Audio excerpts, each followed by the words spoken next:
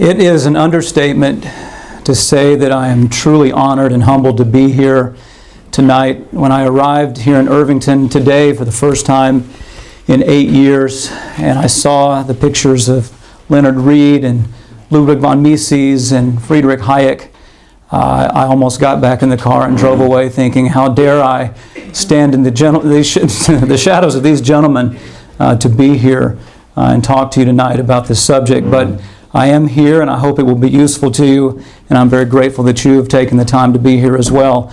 I would ask that if you are an expert on the founding of our country, and specifically on Alexander Hamilton, to please be kind to me.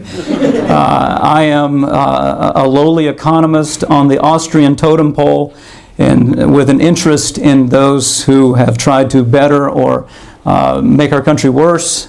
I think Hamilton falls into the latter category, and I will do the best I can to not offend the historians that are here tonight. As Mr. Oberg mentioned, I was here 8 years ago as an instructor, and it truly was the best week of my life as an economics professor. I've been teaching now for 21 years, and when Mark Skousen asked me to come up here to lecture on Bastiat and other things, after I got home, I told my wife, I do not know if I can go back into a normal college classroom after having students engage me in this room at 2 o'clock in the morning on whether Native Americans actually understood the concept of private property. It was so invigorating and so wonderful to find a place that I consider to be one of the last bastions in the fight against economic illiteracy and statism, whether that statism is born out of good intentions or out of evil intentions. My sons were 5 and 3 years old at the time.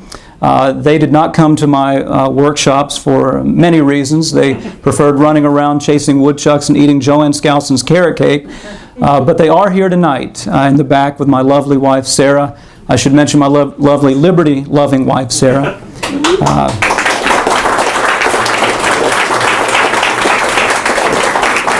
They are now 13 and 11 years old. We homeschool them. On Fridays, I teach them economics, and we're on a 2-year study of the Declaration of Independence and the Constitution. And my sons have read I Pencil by Mr. Read, and have thought that was one of the most amazing stories they've ever read. This morning, my youngest son, Gabriel, said, Daddy, what is your speech about tonight? And I said, well, it's about the curse of Alexander Hamilton. And he said, well, what's that? And I said, it's about your future. And it's about whether or not the Statue of Liberty that you got to see from that boat yesterday will mean the same thing 100 years from now as it means today. So in many ways, this is for my children and their children's children to hopefully keep them as free as we can possibly keep them going forward. Thomas Jefferson once said, if a nation expects to be ignorant and free in a civilization, it expects what never was and never will be. Last fall, I walked into 3 distinct classrooms filled with freshman and sophomore students studying economics with me, about 180 students total. And on the first day of class, I asked them to take out a sheet of paper and spend 10 minutes writing about their concept of the American dream, and specifically what they expected the federal government to do to support their American dream. When I took their essays back to my office, I wasn't surprised by the first part of their answers. It was pretty standard stuff. They said, I expect to have, I hope to have a good job and be able to have enough money for retirement and vacations. I hope to have children and a home someday. But it was the overwhelming majority who, on the second part of the essay question, who wrote, and by overwhelming majority, I believe it was around 8 in 10, who wrote that they expected the federal government to, quote, pay for the down payment on my house. Many wrote, pay for my tuition, pay for my retirement, tax rich people more so I can have a better life, pay for my health care. One student wrote, quote, we all know that there are many bad side effects when regulations take place, but as human beings, we are not really responsible for our own acts. And so we need government to control those who don't care about others. It makes sense that our freedom is reduced every day with the new regulations. I should also mention that I asked one multiple choice question at the end of this essay. I asked my students to pick among 5 different people on who the principal author of the United States Constitution was. And almost 1/3 selected Karl Marx. I should also mention that the school I teach at was voted one of the best in the United States of America last year, and I don't think the results would be much different when asking students about the American dream had I been at Harvard or at Stanford or many of our other institutions around this country. Ronald Reagan once said, "We are still Jefferson's children." That may be very well true, but we are living in Alexander Hamilton's America. The story of Hamilton's life and accomplishments is not the subject for tonight. We all understand, even if we have a cursory understanding of Alexander Hamilton, that he overcame great travails as a youth without a father. We understand his contributions to George Washington in the Revolutionary War. We know about his prolific writings in the Federalist Papers and as Secretary of the Treasury. The focus of tonight's discussion is on two words that under Alexander Hamilton's interpretation, effectively changed this country forever. These words are narrow in scope, but profound in meaning to us as we are here today.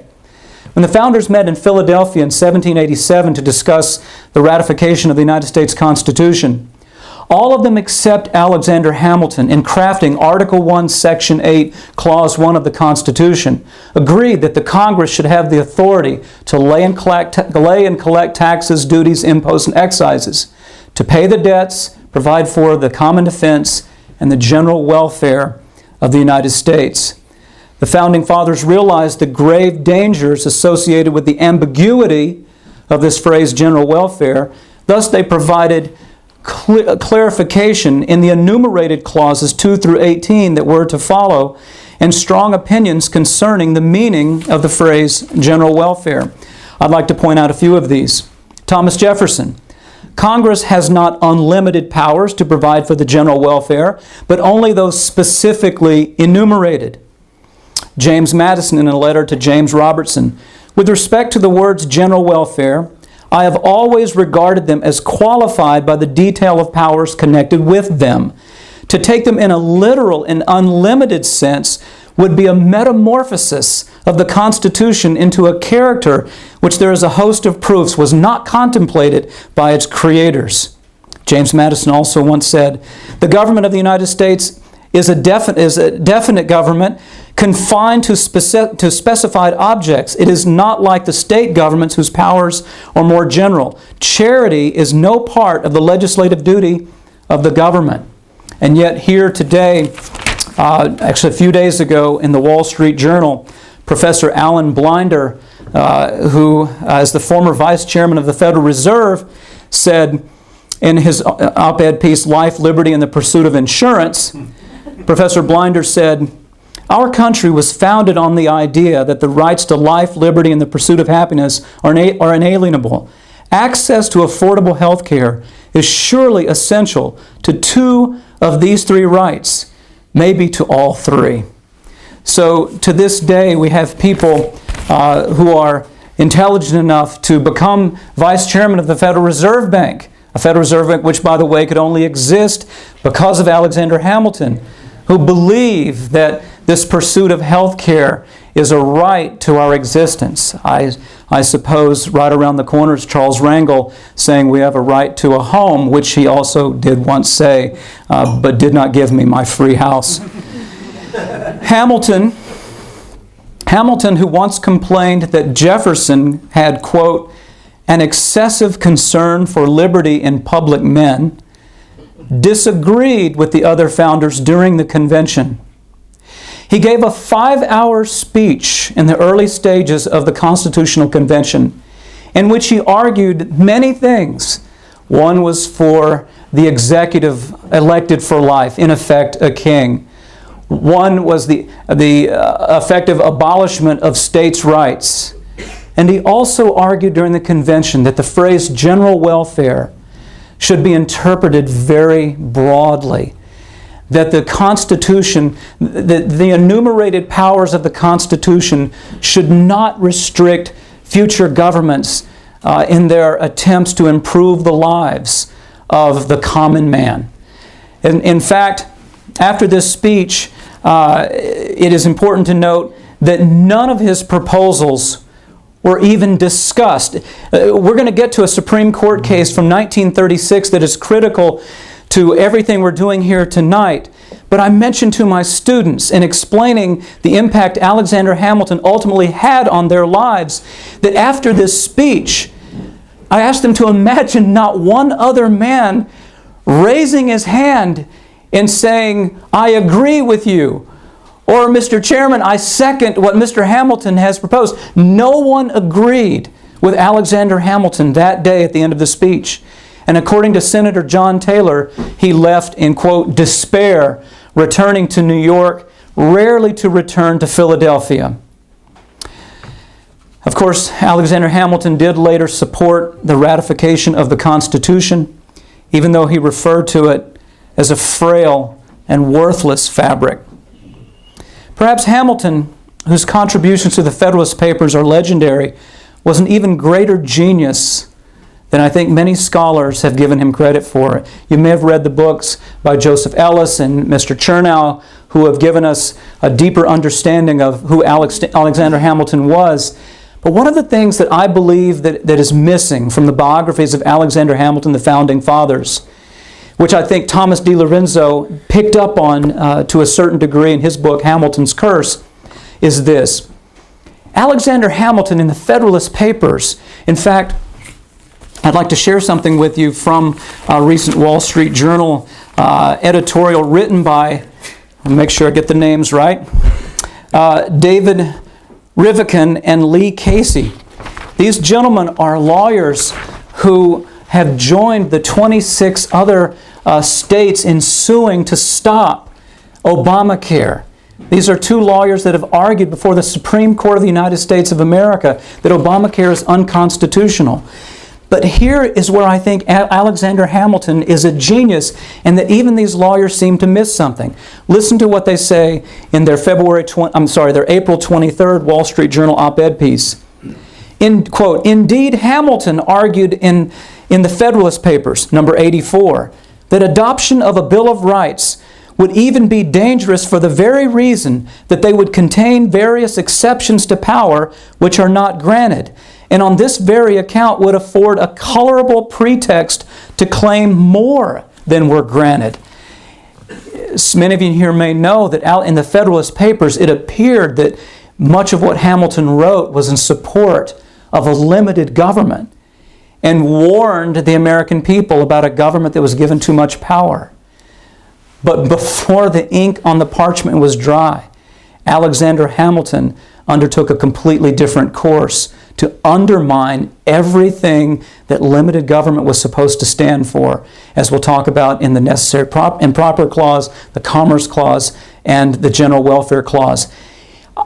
In my opinion, Alexander Hamilton was a genius in that the only way he could ever achieve the objective of a monarchy, an effective monarchy in the United States of America, was to first have a constitution ratified, filled with enough clauses that could be interpreted by future governments in their own way, so as to slowly bring about the objective that he wanted to achieve.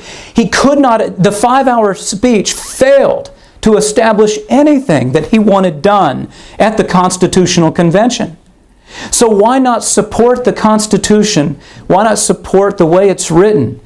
And then bit by bit, whether it was through the support of Supreme Court justices or the support of the Bank of the United States and other things we're going to talk about, why not go bit by bit afterwards if you can't get it all done? It's almost like what we saw with Bill Clinton when he tried to nationalize health care. Trying to do all of this at once is foolish, when a better way to go might be to do it piece by piece.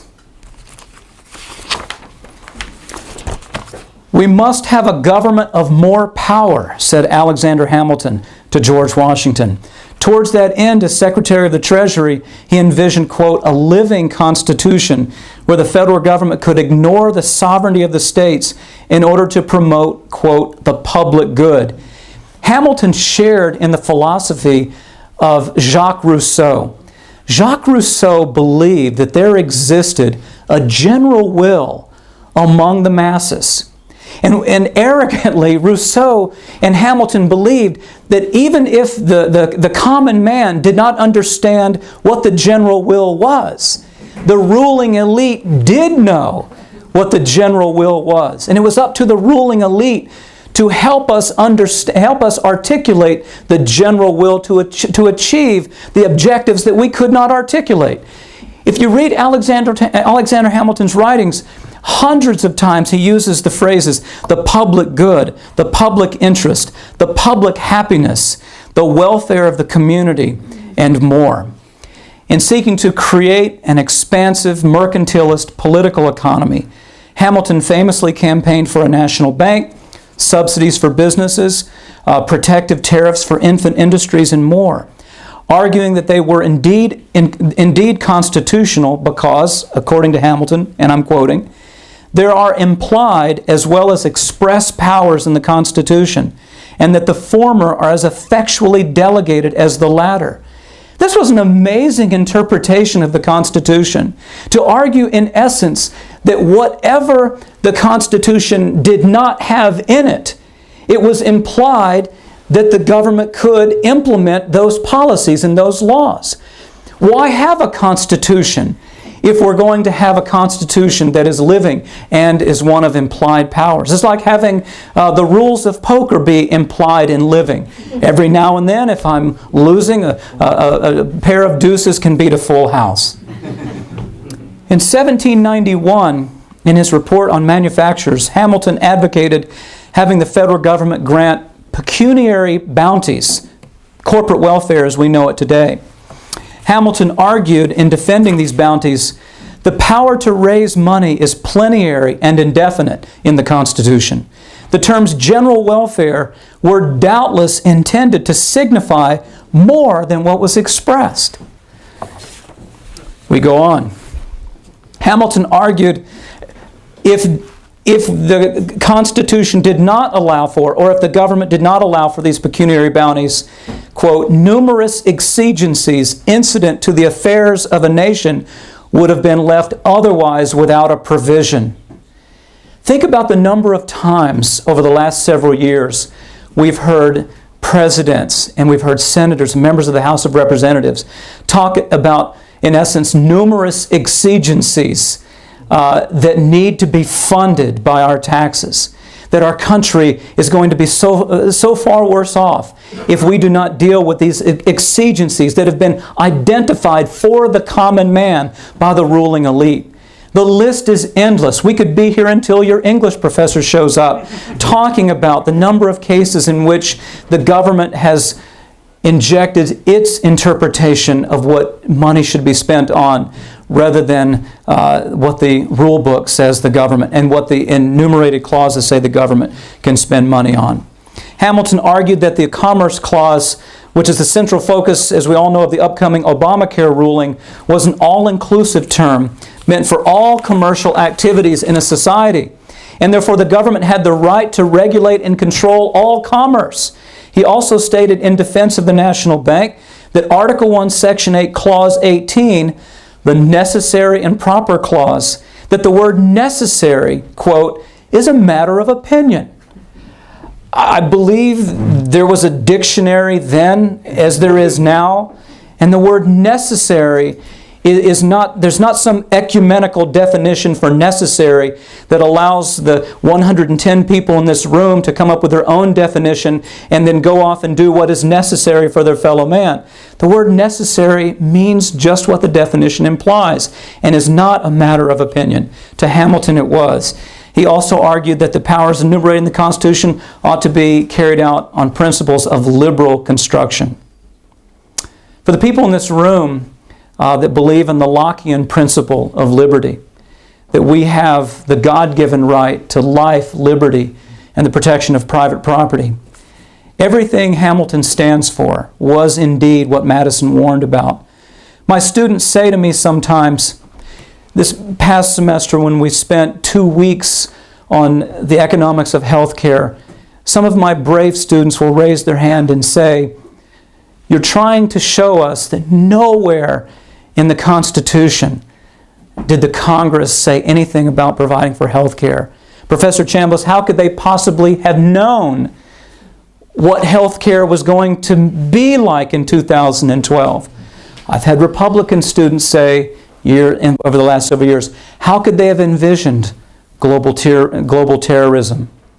I tell both my Republican and Democratic students that they saw all of it. When you live in tyranny of King George, you understand what terrorism looks like. You understand what the abrogation of your rights look like. And these gentlemen had a long time to think about what life, liberty, and property meant. They had a long time to think about how the General Welfare Clause could go through this metamorphosis that Madison warned about.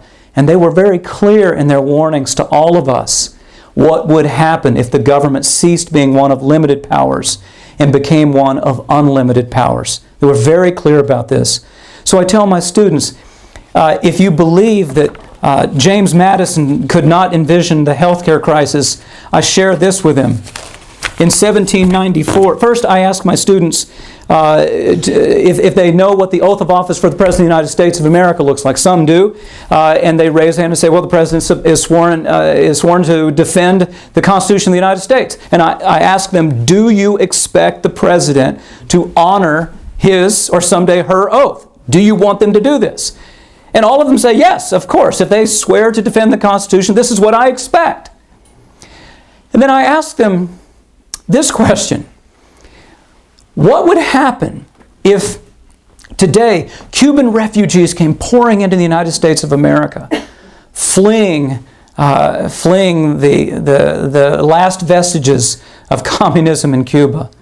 And what would they think about the federal government appropriating $150 million to assist fellow human beings fleeing into Miami?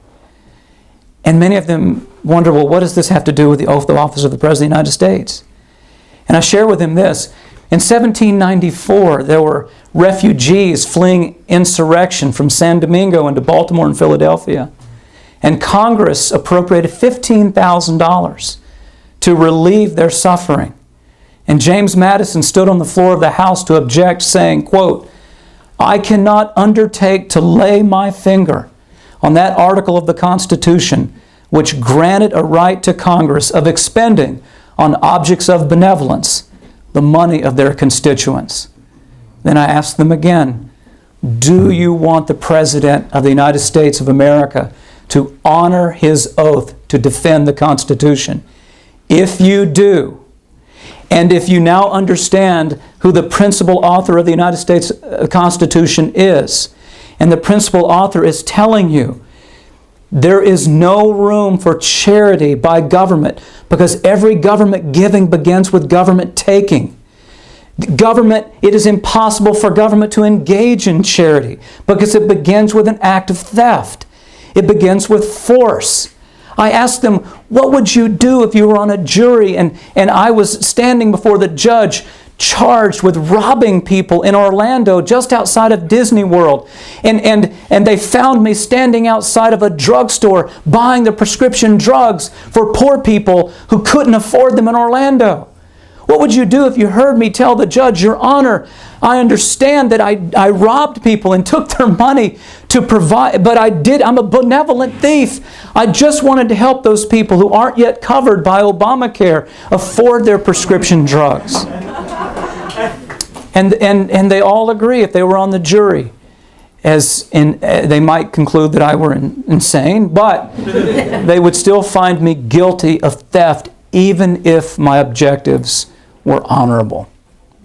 So they begin to understand what the Constitution is supposed to look like.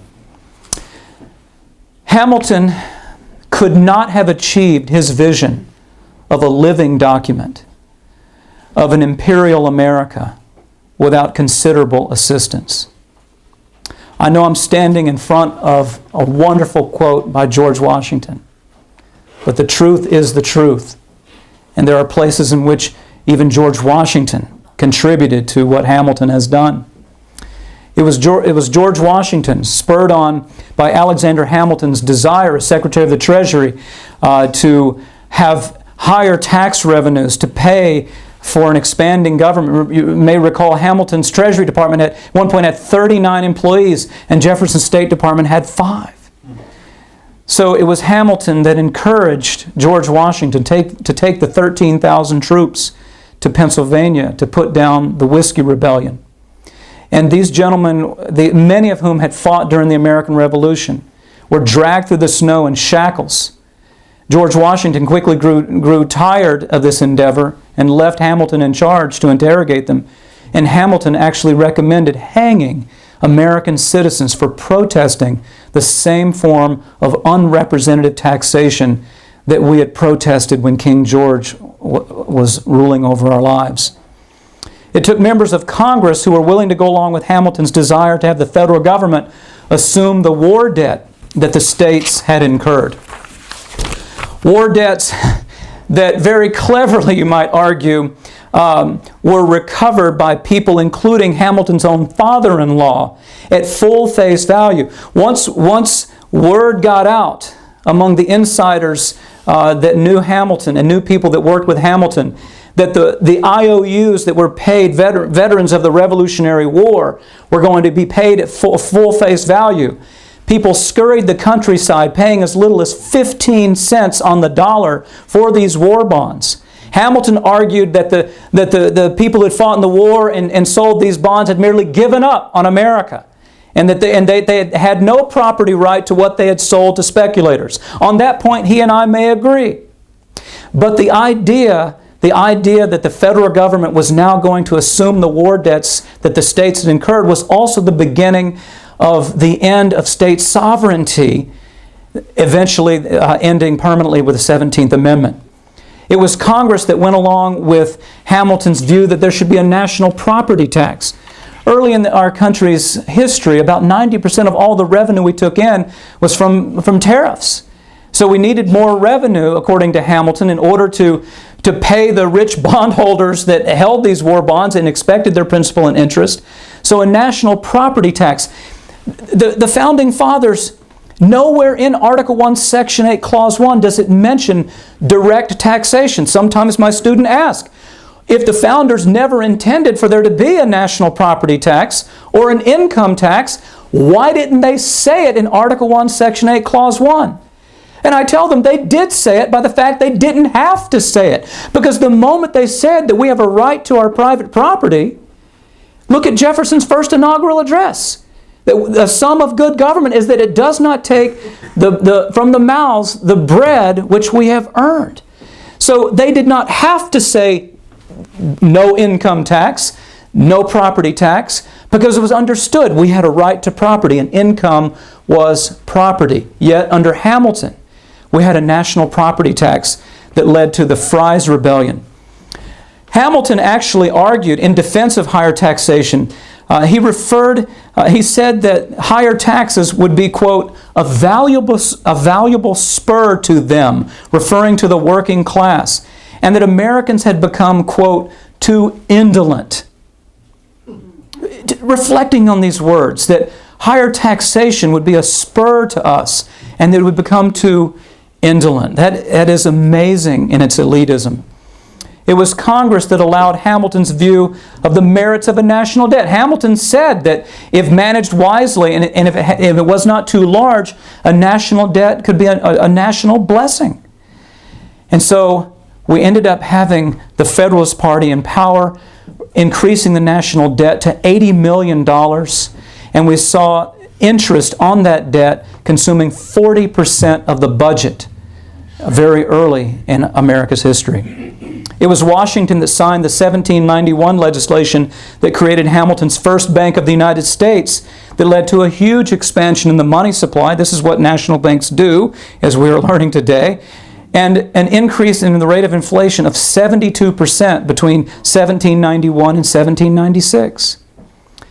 And perhaps worst of all, it was Chief Justice John Marshall, who once said that sitting next to Alexander Hamilton, he felt as if he were a candle sitting next to the sun at noonday.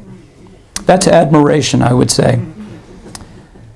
Marshall, in the Supreme Court case, McCullough versus Maryland, sided with Hamilton in arguing that the citizens of the United States were never sovereign. Forget about the fact that it wasn't even the state legislatures, but it was state conventions that one by one ratified our Constitution. And the states considered themselves sovereign. Jefferson believed the 9th and 10th Amendments to our Constitution were sacred in protecting our rights. And now we have John Marshall saying that the citizens must always yield to the, quote, supremacy of the federal government, and that, quote, the government of the Union may legitimately control all individuals or governments within the American territory. His 35 years on the bench caused Hamilton's influence in our country to grow tremendously. You may recall in Marbury versus Madison, while he ruled in favor of James Madison, who did not want the midnight appointees of John Adams to take place. He was also very pleased, and it began the process of judicial review, giving the Supreme Court the idea, the germination of the idea that ultimately it reigned sovereign over both the executive and legislative branches of our government, and of course over the states as well. Along the way, there were attempts to counter the growing influence of Hamilton. I mentioned to you in 1794 Madison's quote on the role of charity by government. One of my favorite stories is the story that led to the essay Not Yours to Give by Colonel David Crockett. An essay that I require, among many of the things I require my students to read, I pencil Not Yours to Give, the Law by Bastiat, The Road to Serfdom by Hayek, all of these things they grumble about, but that are good for them. I share the story of David Crockett voting for the appropriation for the sufferers of the Georgetown fire, only to go back and meet the dirt farmer, Horatio Bunce, who told David Crockett, I will never vote for you again, and then proceeded to give Mr. Crockett a lesson on Article 1, Section 8, Clause 1 of the Constitution.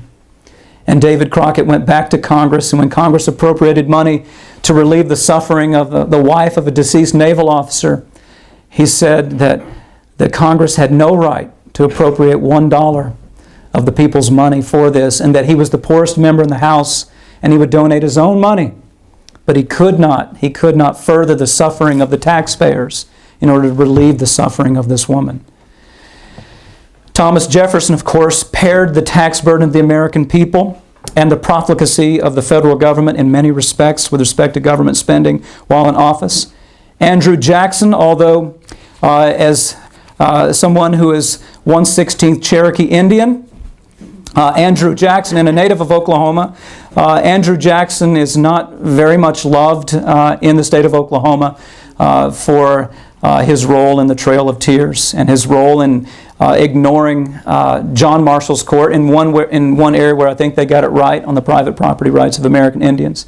But under Andrew Jackson, we did see the Bank of the United States of America go away briefly, and we did see the elimination of our national debt. In many ways, Andrew Jackson was one of the true libertarian presidents of our country's early history, even though he was considered to be largely ignorant. Some of his writings on the simple relationship between the federal government and the people of the United States were simple and true.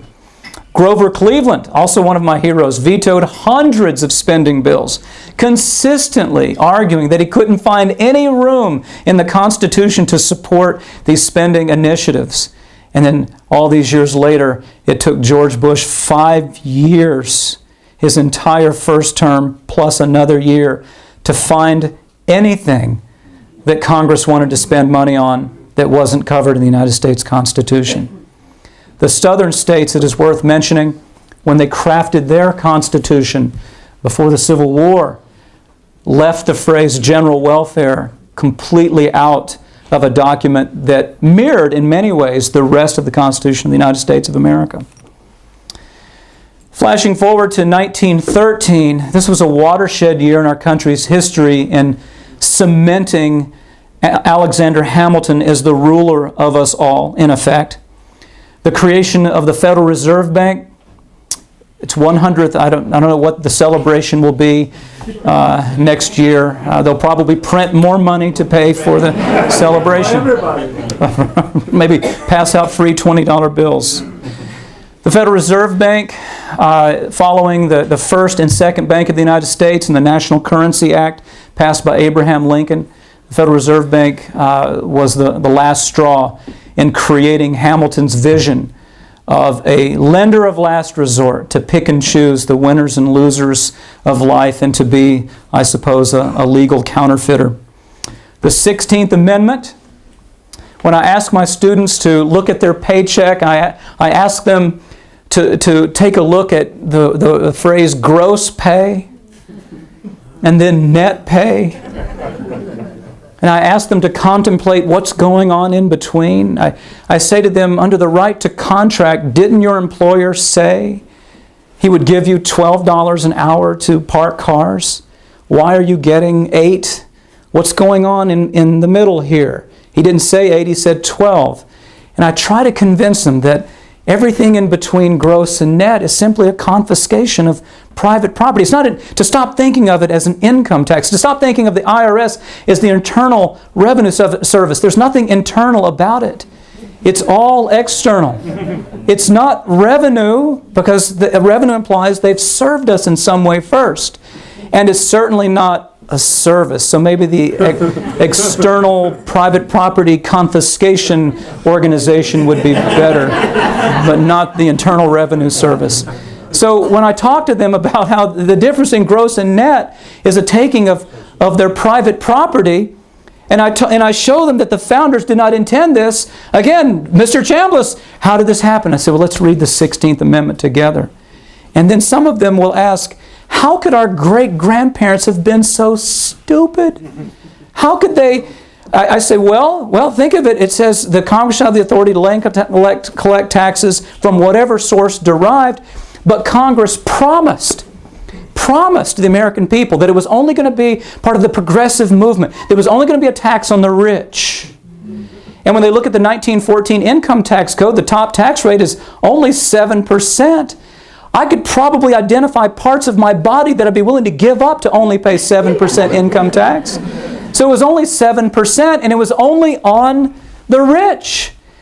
So I have them look at this and they say, well, how did it get to where it got to? And I, of course, walk them through 79% highest marginal tax rate by 1920. Roosevelt's 100% surtax on incomes above $25,000 in 1942, only to have the IRS come back in 1943 and say, we haven't found anybody yet that has filed an income tax return showing they earned more than $25,000.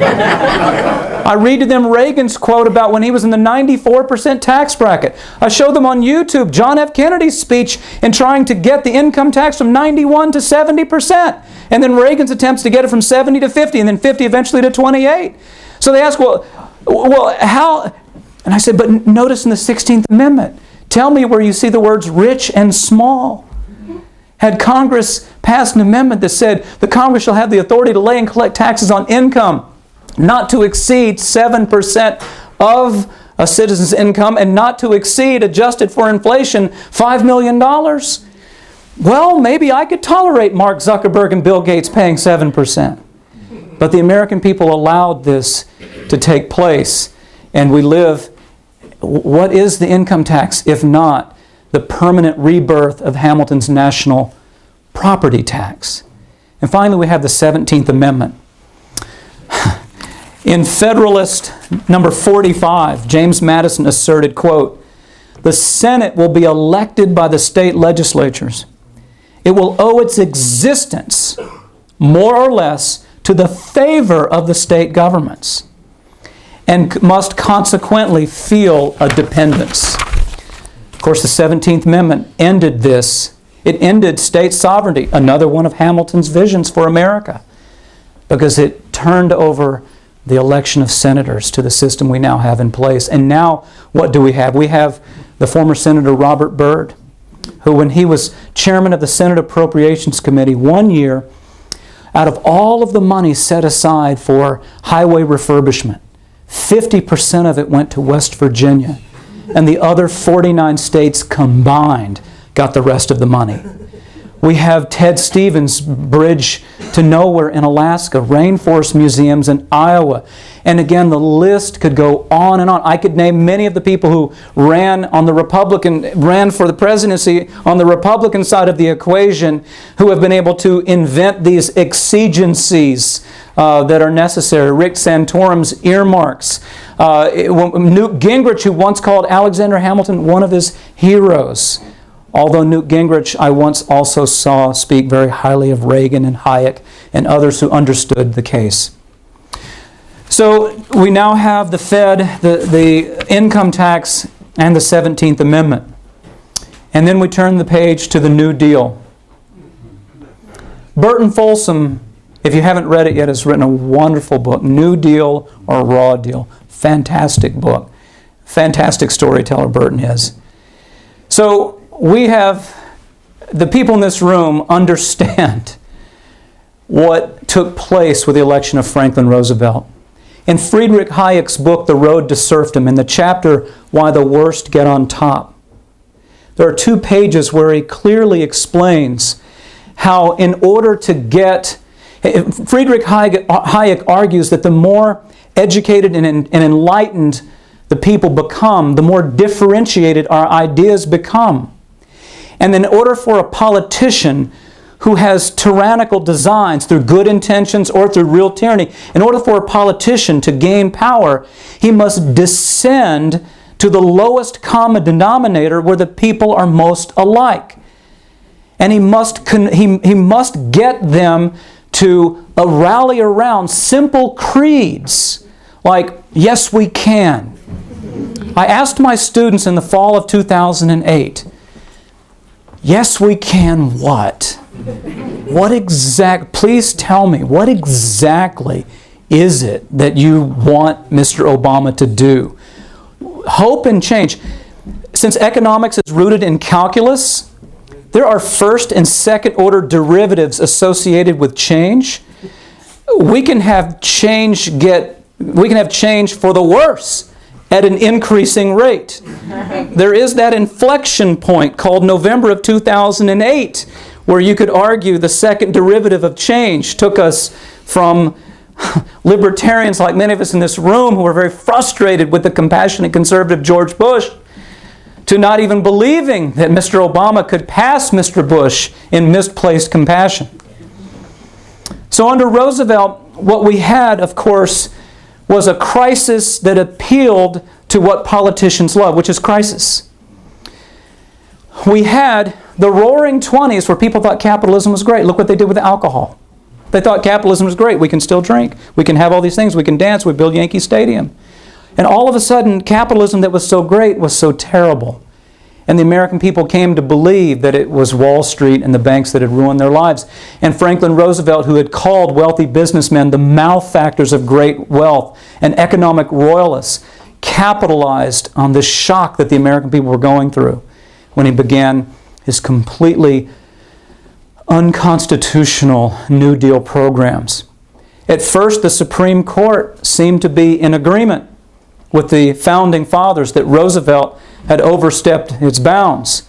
And he was having a very difficult time with the Supreme Court in getting his New Deal legislation to fix prices and fix wages and send money out for relief programs and jobs programs. He was having a hard time of it. And then, in 1936, the Supreme Court handed down what I believe to be one of the 3 worst decisions in the Supreme Court's history. It's a case called Butler versus the United States. The act in question was the Agricultural Adjustment Act. An act that told farmers, in exchange for setting aside land and restricting production, in the name of raising the price of agricultural products. This is how brilliant Franklin Roosevelt was in economics. While people were starving to death, Let's pass a law that creates less food and higher food prices. That makes perfect sense. So here we are with the Agricultural Adjustment Act that tells farmers, set aside your land, restrict crop production, and we, the federal government, will impose a tax on the first processor of agricultural products. And with the revenue from this tax, we will pay you, Hamilton's pecuniary bounty, a subsidy for setting aside your land. A fellow by the name of Butler, who was a cotton processor, sued the United States government, arguing that taxing him for the betterment of someone else was not only unconstitutional, but since it was a contract between he and the farmers, it was subject to the 10th, 9th, and 10th Amendments, where it was under the amendments associated with states' rights. And so Butler's case goes all the way to the United States Supreme Court. In a 6-3 decision, the Supreme Court actually ruled the Agricultural Adjustment Act to be unconstitutional. But what they ruled to be unconstitutional was the coercive nature of the agreement that the federal government had made. It coerced farmers into agreeing that in exchange for someone else's money, they would have to set aside their land. And the Supreme Court said this form of coercion is unconstitutional. But on the issue of the federal government giving money to farmers, the Supreme Court said this. The court said, bear with me, this is a long but very important ruling, long important quote. The grant is that public funds may be appropriated to provide for the general welfare of the United States. Since the foundation of the nation, sharp differences of opinion have persisted as to the true interpretation of that phrase. Madison asserted that it amounted to no more than a reference to the other powers enumerated in the subsequent clauses of the same section.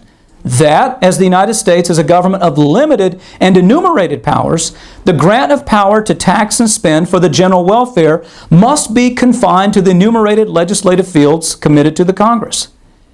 Hamilton, on the other hand, maintained the clause confers a power separate and distinct from those later enumerated, is not restricted in meaning by the grant of them, and Congress consequently has a substantive power to tax and to appropriate, limited only by the requirement that it shall be exercised to provide for the general welfare of the United States. Each contention has had the support of those whose views are entitled to weight. Study of all these leads us to conclude that the reading by Mr. Justice Story, who was on the Supreme Court from 1811 to 1845, that the reading by Mr. Justice Story, the Hamiltonian position, is the correct one. It results that the power of Congress to authorize expenditure of public monies for public purposes is not limited by the direct grants of legislative power found in the Constitution. January 6, 1936.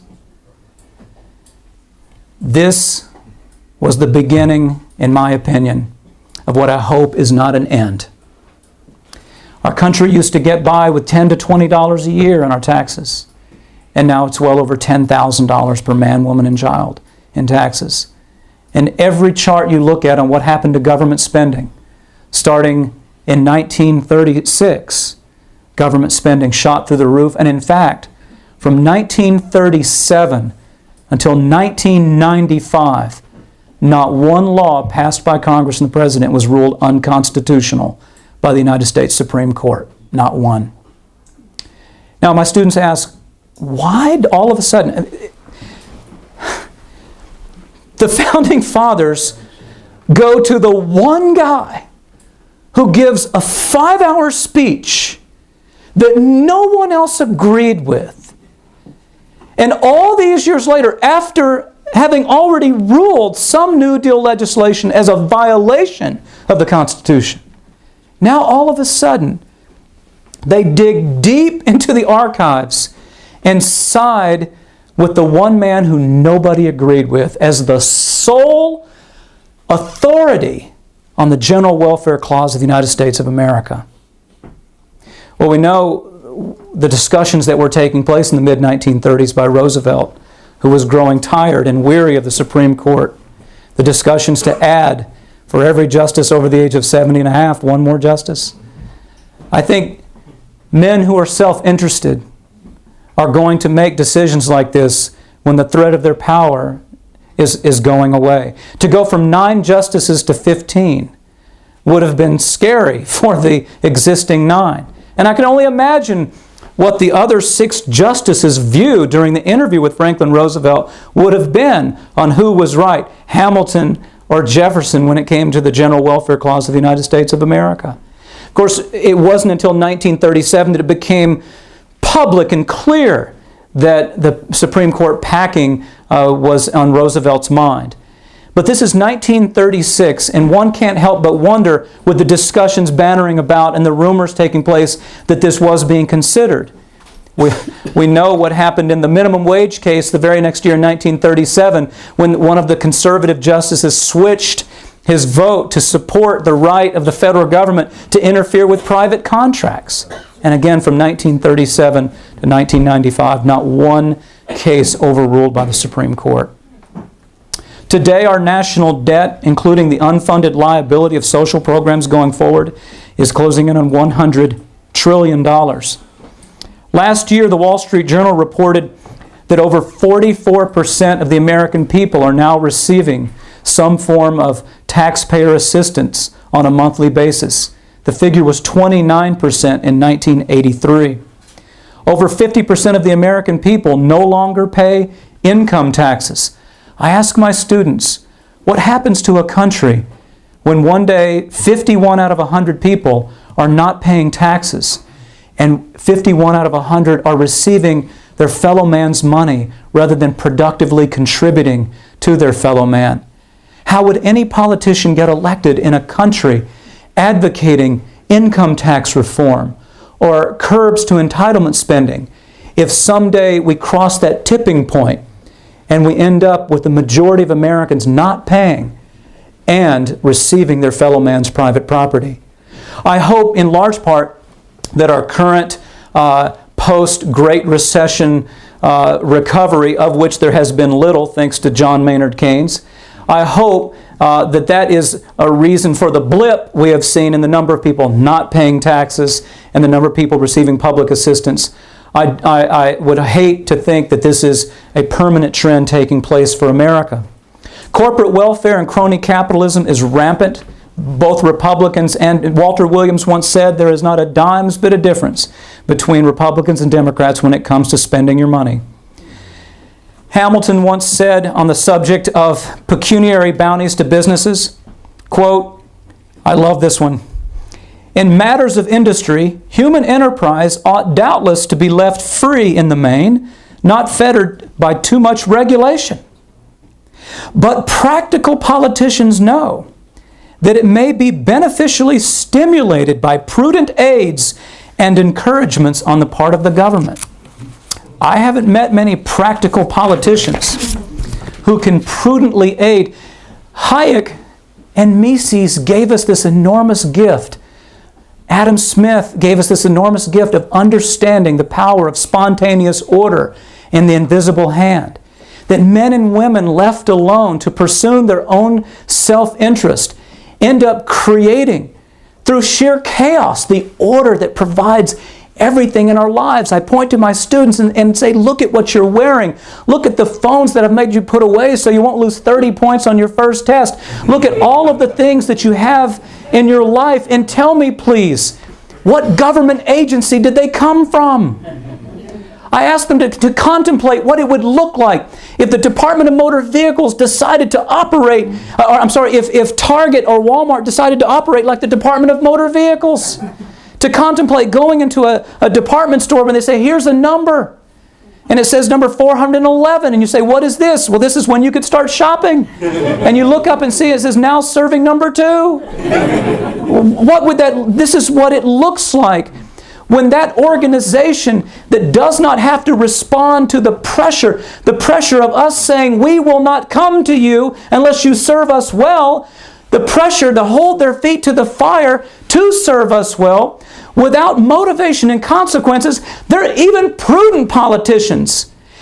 my youngest son's middle name is Reagan, but even his ethanol subsidies, no way could Ronald Reagan accurately identify, as no other politician can, what is prudent and wise and what businesses could be benefited in a way to make our economy grow. The only multiplier effect comes from the love we have of ourselves and our family that is born out of self-interest and leads to us serving our fellow man. There's no Keynesian multiplier effect.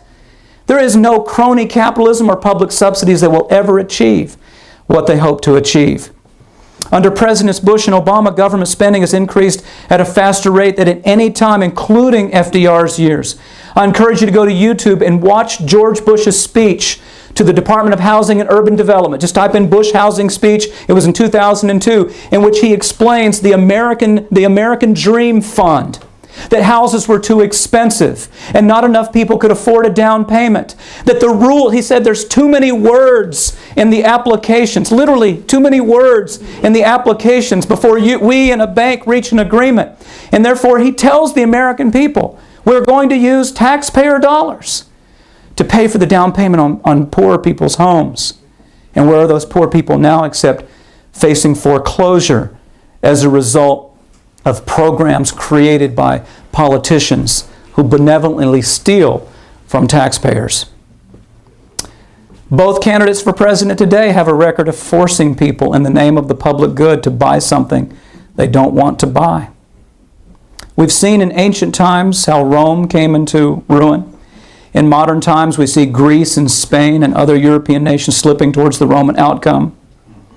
Unless the American people are made aware of who Hamilton really was and what he believed in, the consequence and the consequences of following his beliefs, history may very well record that this great experiment that began in 1776 died as a result of the metamorphosis of our rule book that was reduced to a frail and worthless fabric.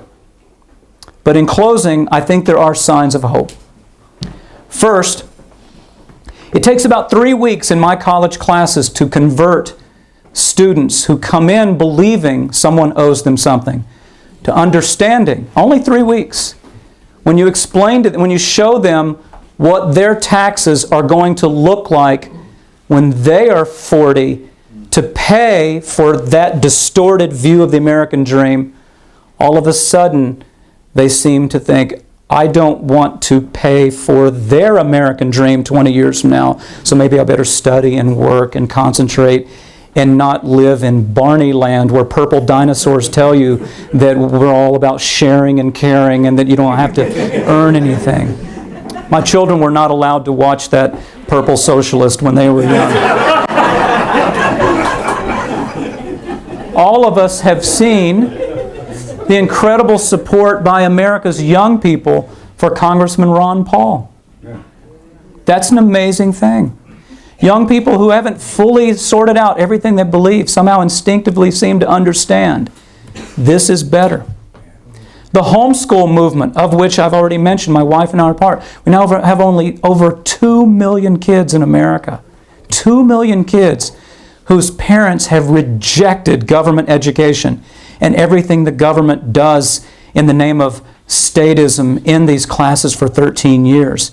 And my best students are always from Eastern Europe, Russia, China, and American homeschooled students who usually come to my classes when they're 16, and they are articulate and they are bright and they do not trust anything the federal government says they should trust. They make 99s on my tests. They argue with their sister sitting next to them because she made a 98 and he says I'm smarter than you. But they ace my classes, and my public school students look at them and wonder, how is this happening? The courage of Paul Ryan to write what he has written and say what he has said about entitlement spending. I think in many ways, though not perfect, no one is. I think Paul Ryan is someone that perhaps for 2016 might represent the rebirth of Goldwater or Reagan or someone along the lines of a limited government. The initial Supreme Court proceedings in the Obamacare case, the comments that the justices have made back to Obama's lawyers encourage me that they're going to do what you could call a slam dunk and say, of course, commerce doesn't mean threatening to fine or jail someone because they choose not to participate in it. How did this ever even get to the Supreme Court? It's an amazing thing that this constitutional law professor believes. And without question, if this one is upheld, be ready to drive your very small car someday under the idea that you should be forced to drive what is good for the global warming fight. There are more and more organizations now than ever in our country's history helping educate young people on liberty. Many of you are part of those organizations. Institute for Humane Studies, Rick Green's Wall Builders in Texas, Constituting America. There are many of them out there holding seminars and workshops. I get invitations to them all the time for my students to go learn about these things. People I have also found still do care about the Constitution and limited government. When my Fox News appearance took place, probably 1,000 people emailed me, supporting me of all ages, saying thank you, and sharing with me stories of what happened when they gave their kids too much money and didn't require personal responsibility, and how their kids grew up thinking someone owed them something. Very few emailed me telling me that I was a libertarian jerk, and to be called a libertarian and jerk, and that's a compliment from people. Finally, I tell my students that the one reason I still have hope for America, that someday we will reject Alexander Hamilton, is because of our unique reset button. When all of the other civilizations that have ever died in the history of the world, while they were dying, if they paused to look back in their history to query, how did we get here? None of them could look back and find the word liberty. All of them, when they looked back as their empires eroded, they still saw that their history was born out of emperors and kings and queens and czars. So they couldn't go back to the system of liberty like we can today. We can look back and see where we are today and look back and say, what did it used to look like? And say, that's what it was meant to be. And hit the reset button. Folks, on January 20th, 1989, if you would have said to me, what do you think the odds are that exactly 20 years from now, on January 20th, 2009, America will have elected a socialist as President of the United States? I would have said, let me get this straight. Ronald Reagan is leaving today. And you're telling me in 20 years we're going to change our mind? Yes, what would you bet? I would be in debtor's prison today if I'd taken that bet. The one great thing about America is that, as Ronald Reagan showed us, and again, as imperfect as he was, in the face of a crisis, the American people start to affix blame. And Reagan was successful in blaming the federal government. And the American people, who I do not believe were vastly more intelligent in 1980 than we are today, they believed his message, believed that the government had ruined their lives, and they voted for someone different. So it is possible for the right person, I believe, to come along to say, listen, Obama's had his 8 years, and after Bush, huge expansion under Republican. We've seen Republican and Democratic socialism. Why don't we try something that we started for the entire world, and that's liberty? And I think that day is coming, and I think someday my sons are going to be able to look back and go, wow, I'm glad I was just a kid when the darkest days were here. I'm glad now that I'm an adult, I have the same guarantee of life, liberty, and property that I was born with. Thank you so much.